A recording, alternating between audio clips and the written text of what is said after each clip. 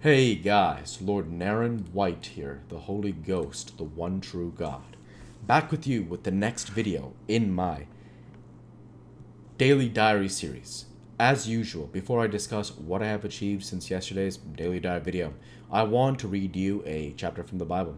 Today it will be the fourth book of Moses called Numbers, chapter 25. And Israel abode in Shittim, and the people, as we discussed from yesterday's video, if you saw, it was a bit longer of a video. Apologies for interrupting the Bible here, because we know the children of Israel are going to commit the whoredoms that are discussed in Revelation 2:14 as a result of Balaam's telling the truth of how the men can be manipulated, which is via sexual, fornication with the women of the Midianites and Moabites. And so let's go ahead and continue here. In chapter 25 again, in 25 verse 1 for Numbers. And Israel abode in Shittim, and the people began to commit whoredom with the daughters of Moab. And they called the people unto the sacrifices of their gods, and the people did eat, and bowed down to their gods. And Israel joined themselves unto Baal-Peor, and the anger of the Lord was kindled against Israel. And the Lord said unto Moses, Take all the heads of the people, and hang them up before the Lord against the sun, that the fierce anger of the Lord may be turned away from Israel. And Moses said unto the judges of Israel, Slay ye every one of his men that were joined unto Baal-Peor. And behold, one of the children of Israel came and brought unto his brethren, a Midianitish woman in the sight of Moses, and in the sight of all the congregation of the children of Israel, who were weeping before the door of the tabernacle of the congregation. And when Phinehas, the son of Eleazar, the son of Aaron the priest, saw it, he rose up from among the congregation, and took a javelin in his hand. And he went after the man of Israel into the tent, and thrust both of them through, the man of Israel and the woman through her belly. So the plague was stayed from the children of Israel. And those that died in the plague were 24,000. And the Lord spake unto Moses, saying, Phinehas, the son of Eleazar, the son of Aaron the priest, hath turned my wrath away from the children of Israel, while he was zealous for my sake among them, that I consumed not the children of Israel in my jealousy. Wherefore say, Behold, I give him unto my covenant of peace, and he shall have it, and his seed after him, even the covenant of an everlasting priesthood, because he was zealous for his God, and made an atonement for the children of Israel. Now the name of the Israelite that was slain, with the Midianitish woman, was Zimri, the son of Salu, a prince of a chief house among the Simeonites. And the name of the Midianitish woman that was slain was Cosbi, the daughter of Zur. He was head over a people, and of a chief house in Midian. And the Lord spake unto Moses, saying, Vex the Midianites, and smite them. For they vex you with their wiles, wherewith they have beguiled you in the matter of Peor, and in the matter of Cosbi, the daughter of a prince of Midian, their sister, which was slain in the day of the plague for Peor's sake. The word of the Lord. Thanks be to God. What an amazing chapter we have here. Again, now this theme here of men being beguiled by women and falling prey to sin is common throughout the history of this world. There's nothing unique about that experience, but what is unique is the particular description of what happens here with the plague, with the killing of the Israelite man and the Midianite woman, and then the naming of their place in the tribes. And this gives you an idea of, you can envision what was happening at the time, which is that the Israelite men, as we are moving to Canaan, of course, Moses is there, the other leaders are there, Lord Naren White is there, and we are moving towards the land of, it's called Canaan. I've been calling it Canaan, so it's Canaan. I looked up the pronunciations. I thought Canaan made more sense. I was wrong. If I am wrong, I apologize for that. It's Canaan, and so if I use Canaan in the future, no big deal.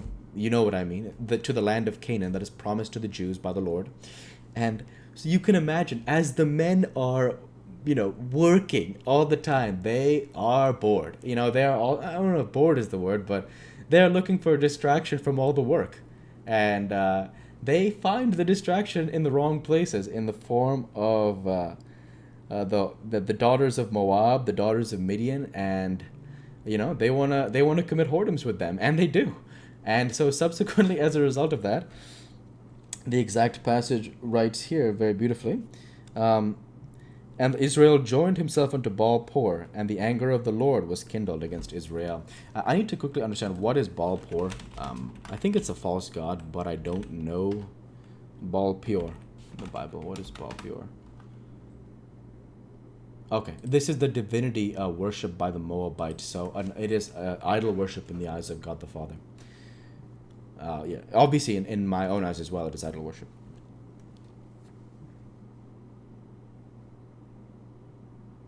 And Israel joined himself unto Baal Peor, and the anger of the Lord was kindled against Israel. And so that is excuse me. I should also clarify that I believe it is idol worship in the eyes of the Lord. That's what I'm saying.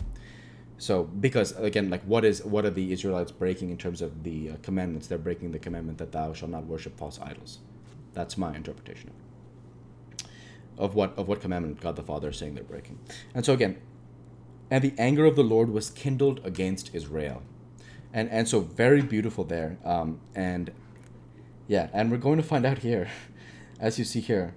And Moses said unto the judges of Israel, slay ye every one of his men that were joined unto Baal Peor. And behold, one of the children of Israel came and brought unto his brethren a Midianitish woman in the sight of Moses, and in the sight of all the congregation of the children of Israel, who were weeping before the door of the tabernacle of the congregation. And when Phinehas, the son of Eleazar, the son of Aaron the priest, saw it, he rose up from among the congregation, and took a javelin in his hand. And he went after the man of Israel into the tent, and thrust both of them through, the man of Israel and the woman through her belly. So the plague was stayed from the children of Israel. And those that died in the plague were 24,000. And this is a common theme in the Bible, is the punishment of sins via death.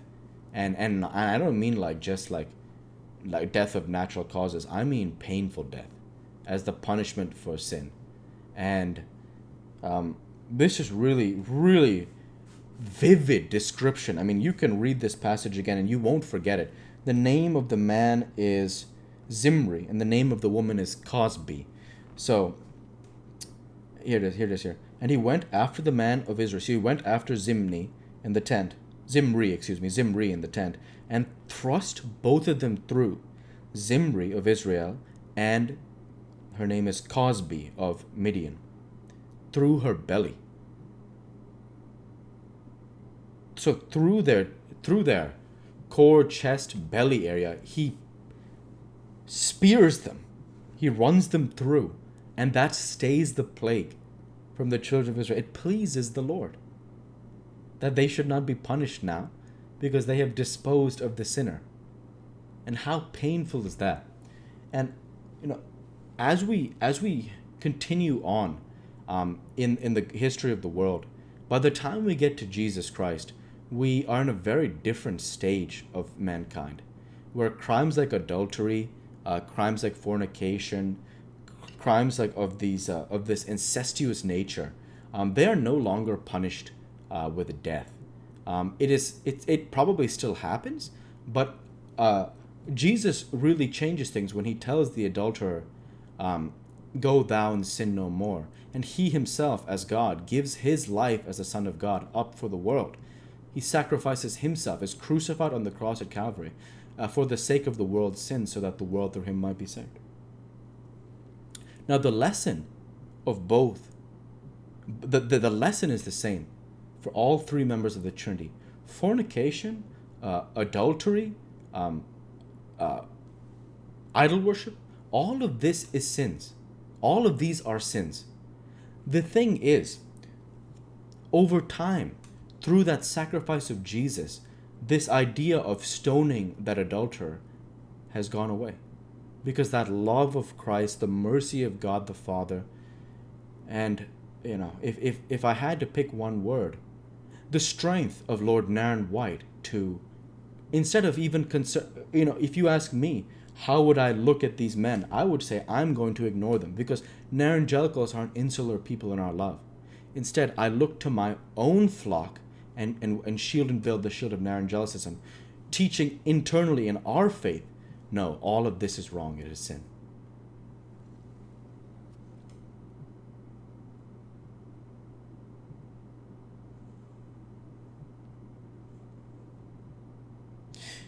And I'm going to go ahead and end the Bible reading there for today. And so with that, I'll go ahead now and transition over to what I have achieved since yesterday's Daily Dive video. Since yesterday's Daily Dive video, I worked at my core, and I've created this Daily Dive video for 7/17/22. And with no further achievements since yesterday's Daily Dive video, I want to say thank you for watching, and I hope you enjoyed. Please like, comment, and subscribe, as it greatly helps the channel. Light be with you all. Take care, and thanks again.